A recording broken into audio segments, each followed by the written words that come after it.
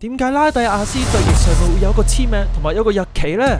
去福岡 Pokemon Center 只需要喺 JR 博多站2分鐘到遠井百貨中心2樓就到噶啦。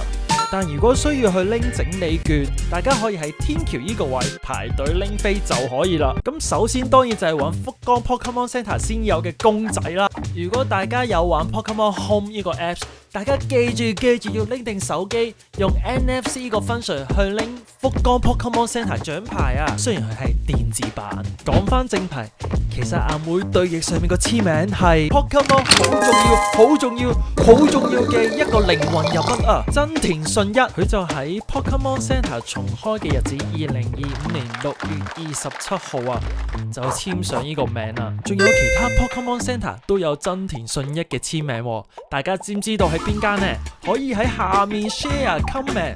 大家記住臨走之前用200 yen 喺 Pokemon Center 門口撳翻呢個拉蒂亞斯同拉蒂歐斯嘅鴨幣，只有依間 Pokemon Center 出面先可以撳到呢款獨家嘅鴨幣啊！